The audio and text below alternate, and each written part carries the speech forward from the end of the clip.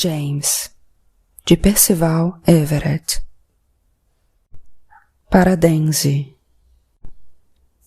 O caderno de Daniel Decatur Emmett. Na cidade, outro dia, me chamou a atenção. Primeiro ouvi o barulho, depois veio a visão. Guardas noturnos dizendo com toda celeridade que o velho Dan Tucker estava na cidade. Sai pra lá, sai pra lá. Velho Dan Tucker, sai pra lá. Você está muito atrasado e perdeu a hora do jantar. Pelo campo vinham juntos um porco e um cordeiro. O segundo diz: Porco, não podes ir mais ligeiro? Vamos, vamos, querido, já ouço o lobo a uivar. Ai meu Deus, no outro canto é o cachorro a ladrar. Sai pra lá, velho Dan Tucker, sai pra lá. Você está muito atrasado e perdeu a hora do jantar.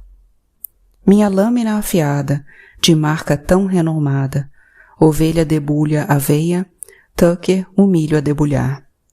Vou fazer a sua barba assim que essa água esquentar. Sai pra lá, velho Dunker Tucker, sai pra lá. Você está muito atrasado e perdeu a hora do jantar.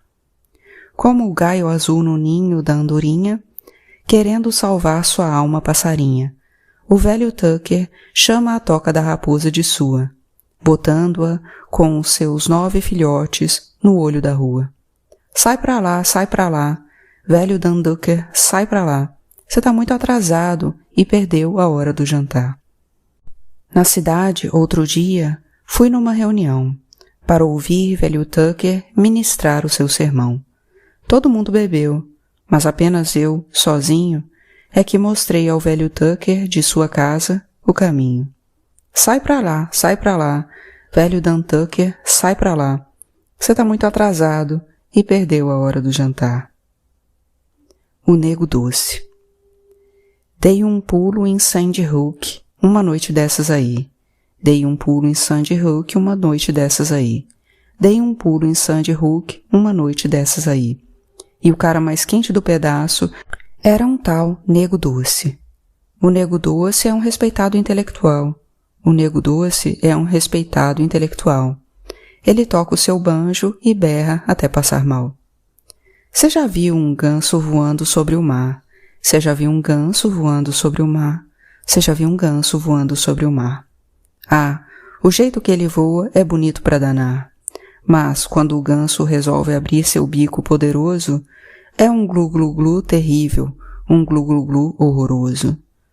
Se eu fosse o presidente desse Estados Unidos, se eu fosse o presidente desse Estados Unidos, se eu fosse o presidente desse Estados Unidos, eu abria seus portão tudo aberto, tudo abrido, e os que eu não gostasse, riscava os nomes da agenda, mandava embora pra longe, volta pro mar, oferenda. Peru na Galha. Eu vinha um dia, descendo uma estrada, com a turma exausta e uma carga pesada. Estalei meu chicote e o escravo que ia comandando endireitou o corpo e disse: Vamos logo, vamos andando. Refrão. Peru na palha, peru na forragem. De noite folia, de dia engrenagem. Retorce, torce, gira sem falha, e canta essa música, peru na palha. Resolvi buscar leite e não sabia ordenhar. De uma cabra tentei essa bebida tirar. Um macaco sentado num montinho ali, piscou pra sogra e fez ela sorrir. Refrão. Peru na palha, peru na forragem. De noite folia, de dia engrenagem. Retorce, torce, gira sem falha, e canta essa música, peru na palha. A mosca varejeira. Quando eu era mais novo, todo dia eu esperava, pelo meu senhorzinho, e o seu prato eu lhe dava. Pra matar sua sede, a garrafa lhe alcançava, e a mosca varejeira pra longe eu espantava. Dime debulha o milho, mas eu não ligo. Dime debulha o milho, mas eu não ligo. Dime debulha o milho, mas eu não ligo. Meu senhorzinho se foi. E quando, no final do dia, ele cavalgava, eu, com minha vassourinha, o acompanhava. seu cavalo ficava sem eira nem beira, quando picado pela mosca varejeira. Refrão. Um dia, pela fazenda, cavalgando, vi um enxame de moscas se aproximando. Por medo de ser picado, por essa besteira, enxergou o próprio diabo na mosca varejeira. Refrão. O cavalo correu, saltou, empinou. Dentro de uma vala, meu senhorzinho jogou. Depois de morto, concluiu-se, de toda maneira, que quem o matara era a mosca varejeira. Refrão. Sob um pé de caqui, seu corpo descansou, e as últimas palavras que ele nos deixou. Debaixo dessa pedra, minha morada derradeira, jaz aqui uma vítima da mosca varejeira. Parte 1. Capítulo 1. Aqueles bostinhas estavam escondidos bem ali, no meio da grama alta. A lua ainda não estava bem cheia, mas brilhava, e estava às costas deles, de modo que eu conseguia enxergá-los claramente, como se estivesse de dia, ainda que fosse noite profunda. Vagalumes piscavam contra o pano de fundo escuro. Enquanto eu esperava na porta da cozinha da Sra. Watson, mexi com um pé num degrau solto da escada, sabendo que ela me pediria para consertá-lo amanhã. Eu estava ali esperando que ela me desse uma travessa de pão de milho que tinha feito, usando a receita da minha sede. Esperar é grande parte da vida de um escravo. Esperar e esperar para poder esperar mais um pouco. Esperar por ordens, esperar por comida, esperar pelo fim dos tempos, esperar pela justiça e merecida recompensa cristã no final disso tudo. Aqueles garotos brancos, o Huck e o Tom, estavam me observando. Eles viviam envolvidos em algum jogo de faz de conta no qual eu era ou o vilão ou a presa. De qualquer maneira, sem dúvida, seu brinquedo. Ficaram ali, saracoteando no meio das pulgas e dos mosquitos e dos outros insetos que picam, mas não fazem nenhum progresso na minha direção. Sempre compensa dar aos brancos o que eles querem, de modo que fui até o meio do quintal e gritei para a noite. Quem que tá aí nesse escuro desse jeito? Eles cochicharam, bem bobos, rindo. Esses garotos não seriam capazes de chegar de surpresa por trás de um homem, mesmo que ele fosse cego e surdo e uma banda estivesse tocando. Eu preferia perder meu tempo contando vagalumes do que esquentando a cabeça com eles. Bom, acho que vou encostar minha cabeça véia nessa varanda e esperar para ouvir esse barulho de novo. Deve de ser um demônio ou uma bruxa isso daí. Eu vou ficar bem aqui que tá seguro. Sentei no último degrau e me escorei numa pilastra. Estava cansado, então fechei os olhos. Os garotos sussurraram, empolgados, entre si, e eu conseguia ouvi-los perfeitamente, como um sino batendo numa igreja. Será que ele já dormiu? Perguntou o Huck. Acho que sim. Ouvi dizer que os crioulos são capazes de dormir rápido assim, disse Tom, estalando os dedos. Shhh, disse Huck. Acho que a gente devia amarrar ele, falou Tom. Vamos amarrar ele naquela pilastra da varanda que ele está encostado. Não, disse Huck. E se ele acorda e abre um berreiro? Daí vão descobrir que eu tô aqui na rua e não na minha cama, que é onde eu devia tá? Tá bem, mas sabe de uma coisa? Eu tô precisando de umas velas. Vou me embrenhar ali na cozinha da Sra. Watson e pegar umas pra mim. E se você acordar o Jim? Eu não vou acordar ninguém. Nem trovão acorda um crioulo dormindo. Tu não sabe de nada? Nem trovão, nem raio, nem leão rugindo. Ouvi uma história de um crioulo que ficou dormindo durante um terremoto. Como você acha que é um terremoto? Perguntou o Huck. É tipo quando seu pai acorda no meio da noite. Os garotos vieram se esgueirando desengonçadamente, engatinhando, apoiados nos punhos e joelhos, e não foram nada discretos pisando nas tábuas reclamonas da varanda e entrando pela porta holandesa da cozinha da Sra. Watson. Fiquei ouvindo os dois fuçando nas coisas lá dentro, abrindo portas, gavetas e armários. Mantive os olhos fechados e ignorei um mosquito que pousou no meu braço. Agora sim, disse Tom. Só vou pegar 3. Você não pode simplesmente sair pegando as velas da velha, disse Huck. Isso é roubo. E se botarem a culpa no Jim? Tá bom. Vou deixar aqui esses 5 centavos para ela. Tá mais que bom. Nunca vão achar que foi um escravo. De onde que um escravo vai tirar 5 centavos? Agora, vamos dar no pé antes que ela apareça aí. Os garotos retornaram à varanda. Imagino que não tivessem a menor ideia da barulheira que estavam fazendo. Você devia deixar um bilhete também, disse Huck. Não precisa isso tudo, disse Tom. Os 5 centavos já tá de bom tamanho. Eu senti os olhos dos garotos se voltando para mim. Permaneci estático. O que você tá fazendo? Perguntou Huck. Vou pregar uma peça no velho Jim. Você vai acordar ele, isso sim. Fecha a matraca. Tom parou atrás de mim e pegou a aba do meu chapéu na altura das minhas orelhas. Tom! Huck protestou. Shhh! Tom tirou o chapéu da minha cabeça. Eu só vou pendurar esse chapéu velho dele nesse prego velho aqui. Pra que fazer isso? Perguntou Huck. Quando ele acordar, vai pensar que foi uma bruxa. Eu só queria estar aqui pra ver. Beleza. Tá lá no prego. Agora vamos, disse Huck. Alguém se movimentou dentro da casa e os garotos saíram correndo.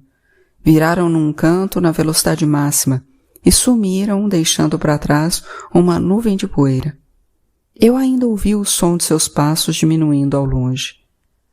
Agora havia alguém na porta da cozinha. Jim? Era a senhora Watson. Senhora? Você estava dormindo? Não, senhora. Eu estou bem cansado, mas não estou dormindo. Você esteve na minha cozinha?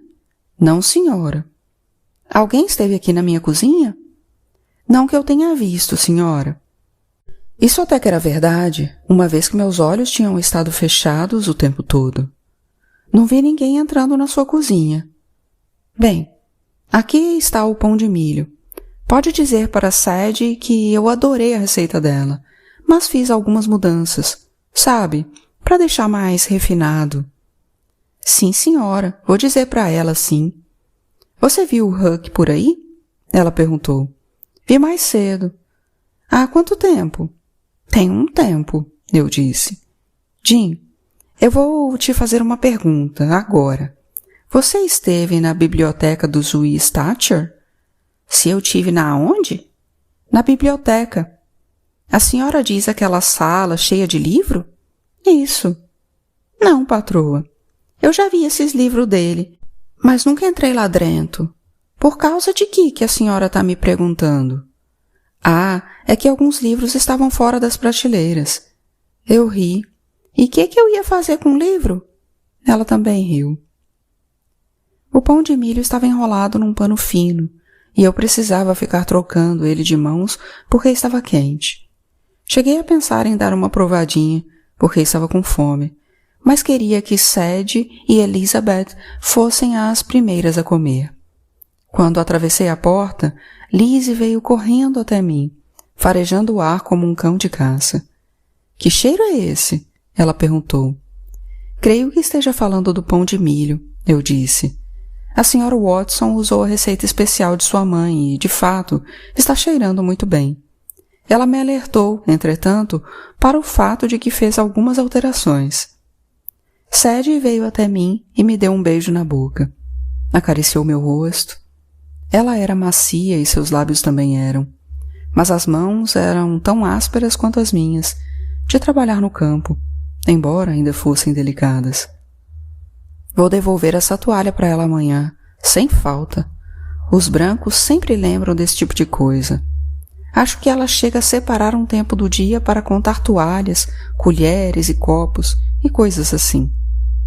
É a mais pura verdade. Lembra daquela vez que eu esqueci de recolher um ancinho para dentro do barraco? Sadie tinha o pão de milho no bloco de madeira. Um toco de uma árvore, na verdade, que utilizávamos como mesa. Começou a fatiá-lo. Serviu uma porção para Lizzie e uma para mim. Dei uma mordida e Lizzie também. Olhamos um para o outro. Mas o cheiro é tão bom, disse a criança. Sadie cortou uma lasquinha e pôs na boca. Misericórdia! O talento dessa mulher não é cozinhar, isso sim. Preciso comer? Perguntou Lizzie. Não, precisa não, disse Sadie. Mas o que você vai dizer quando ela perguntar? Eu quis saber. Lizzie pigarreou. Sinhá Watson, eu nunca tinha comido um pão de milho tão bom na minha vida. Melhor nunca que, eu disse. Essa seria a forma gramaticalmente incorreta, correta. Eu nunca que tinha comido um pão de milho tão bom na minha vida, ela disse. Muito bem, eu disse. Albert apareceu na porta do nosso barraco. James, você vem? Prontamente. Sadie, tudo bem por você? Pode ir, ela disse. Saí de casa e fui caminhando até uma grande fogueira ao redor da qual os homens estavam sentados. Fui cumprimentando e me sentei. Falamos um pouco sobre o que havia acontecido a um fugitivo de uma fazenda próxima. Sim, deram uma boa surra nele, disse Doris. Doris era homem, mas isso não pareceu importar para os senhores de escravo que o batizaram. Esses caras todos vão acabar no inferno, disse o velho duque. O que aconteceu hoje com você? Doris me perguntou. Nada. Alguma coisa deve ter acontecido, disse Albert. Eles estavam esperando que eu fosse lhes contar uma história. Aparentemente eu era bom nisso, em contar histórias.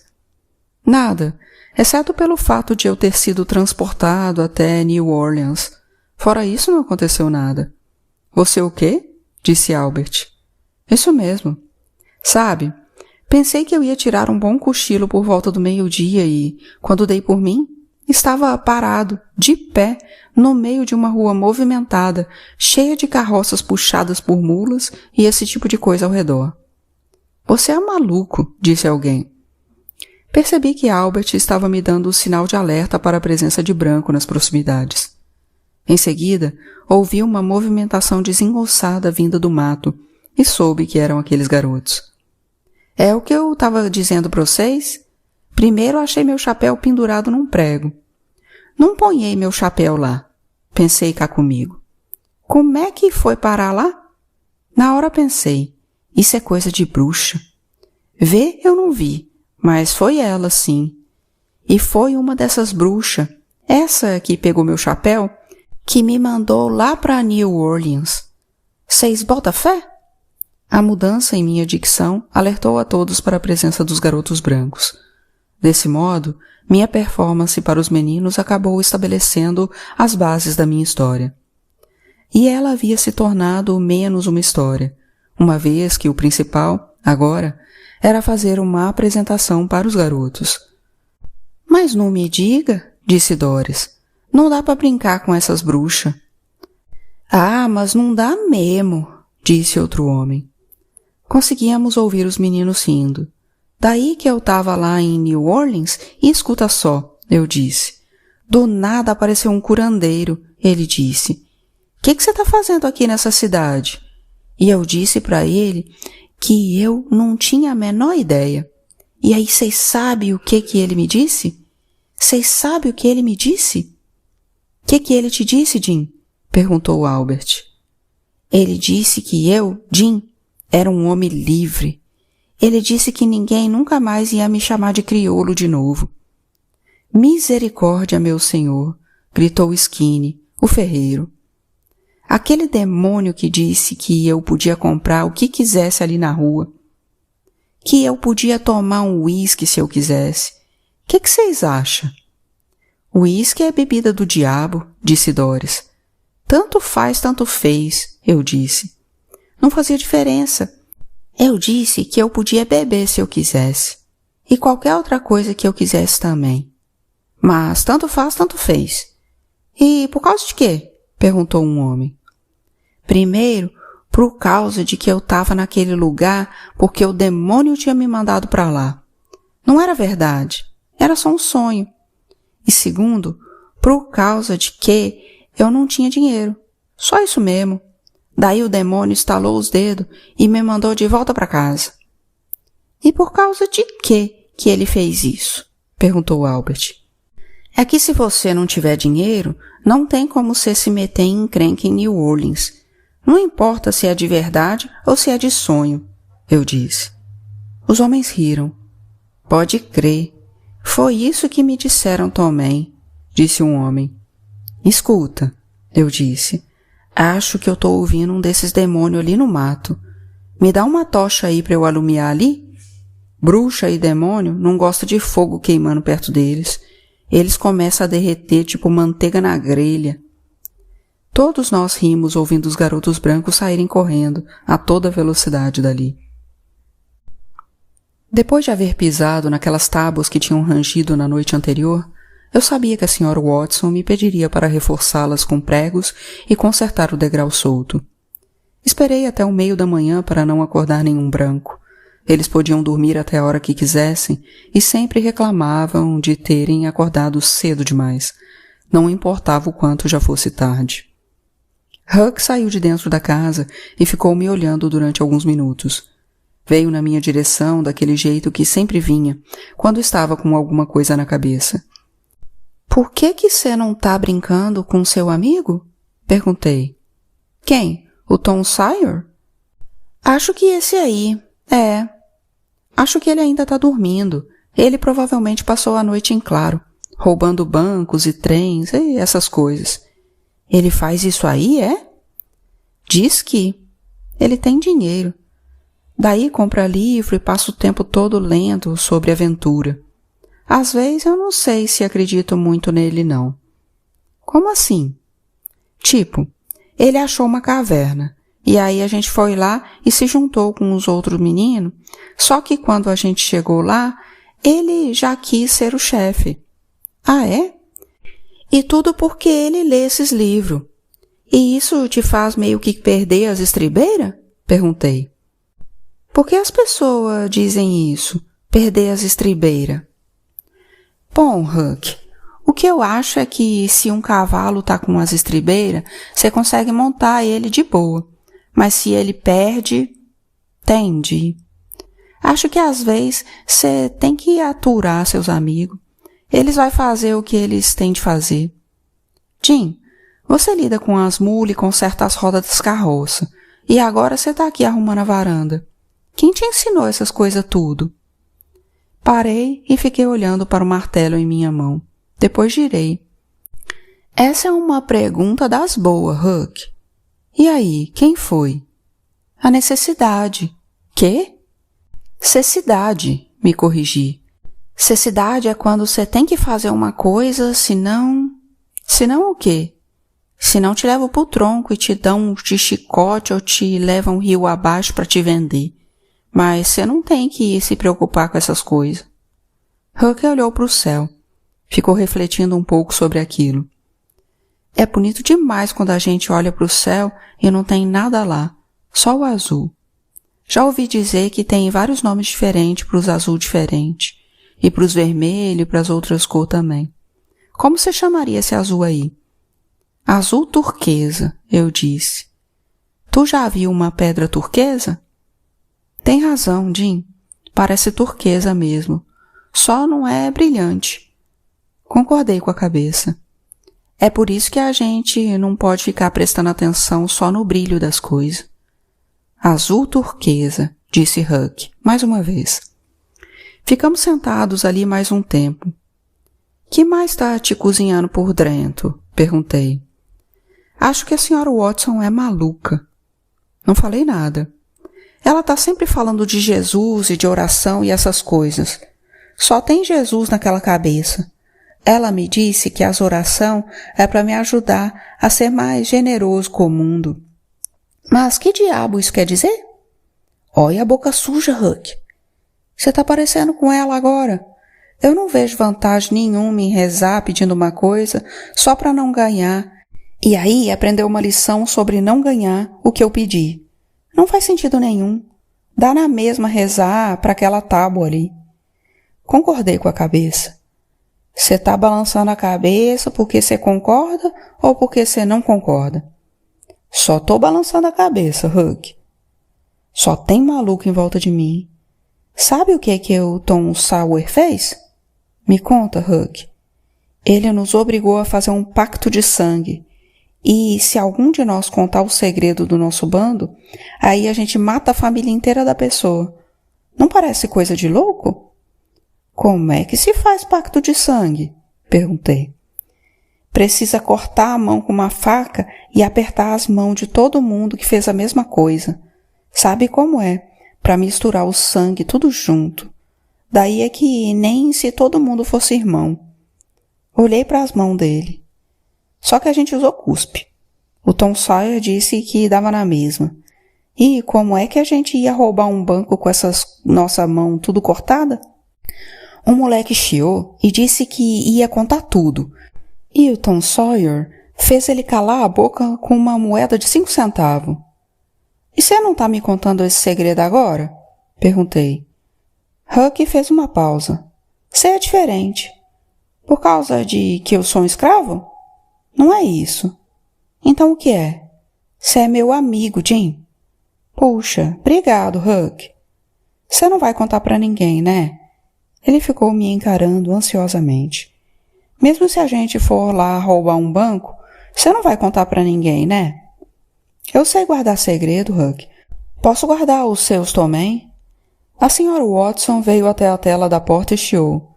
Você ainda não arrumou aquele degrau, Jim? Na verdade, já arrumei sim, Sr. Watson. Eu disse. Que milagre você ter conseguido com esse moleque aí buzinando no seu ouvido. Huckleberry, volte já para dentro de casa e vá arrumar sua cama. Mas eu vou bagunçar tudo de novo essa noite, disse Huck. Ele enfiou as mãos dentro dos bolsos do calção e foi afundando até lá, como quem sabe que acaba de passar do limite. Não me faz ir até aí fora, ela disse. Te vejo depois, Jim. Huck entrou rápido na casa e passou correndo pelo lado da Sra. Watson, como se estivesse desviando de uma pancada. Jim, disse a Sra. Watson olhando para trás, para dentro da casa, procurando por Huck. Senhora? Ouvi dizer que o pai do Huck está de novo pela cidade. Ela passou andando por mim e ficou olhando para a estrada. Concordei com a cabeça. Sim, senhora. Fica de olho no Huck, ela disse. Eu não sabia exatamente o que ela estava me pedindo para fazer. Sim, senhora. Guardei o martelo de volta na caixa. Patroa, no que é para eu ficar de olho exatamente? E cuida para ele não se meter muito com aquele menino Sawyer. Por causa de que a senhora está me falando isso tudo? A velha olhou para mim e depois para a estrada, e depois para o céu. Não sei, Jim. Fiquei analisando as palavras da Sra. Watson.